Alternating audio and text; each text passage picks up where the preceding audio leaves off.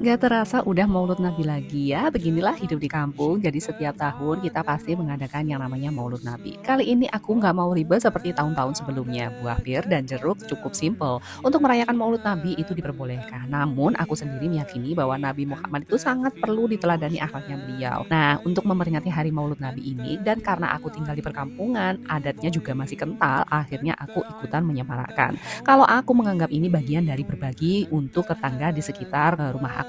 Kebiasaan di kampung itu aku ada hajatan dari rumah ke rumah. Kebetulan nih Pak Su sedang berjaga jadi nggak bisa ikutan hadir. Makanya aku bagi-baginya lebih awal. Selesai membagi-bagi buah pir, ini aku beli beberapa kilo untuk dibagi ke 10 tetangga aku. Dan ini aku juga mulai membagi buah jeruk. Buah jeruknya cukup banyak, tapi aku lagi pilih-pilih mana aja buah jeruk yang kulitnya kelihatan bagus. Rasanya itu sebenarnya manis banget, tapi sayangnya kulitnya nggak begitu estetik sehingga aku harus memilih-milih mana aja kulitnya yang kelihatan masih kinclong dan pantas untuk dibagikan ke tetangga. Kalau kasih ke tetangga itu kita harus kasih yang terbaik ya, jangan kasih yang buruk ataupun yang kurang cantik. Aku yakin di setiap wilayah itu pasti berbeda-beda cara memperingati Maulud Nabi. Ada yang merayakan, ada juga yang tidak merayakan. Nah, kali ini aku mengikuti adat istiadat di sekitar wilayah aku. Aku hitung-hitung lagi jangan sampai ada yang kelihatan sedikit atau ada yang kurang sehingga aku memastikan biar kelihatan rata dan sama untuk setiap wadahnya. Yang terakhir finishing aku pastikan lagi nggak ada yang kurang dan untuk wadahnya cukup untuk dibagikan ke 10 tetangga aku. Dan ternyata untuk buah pirnya masih sisa. Karena jumlah pirnya itu nggak genap 10,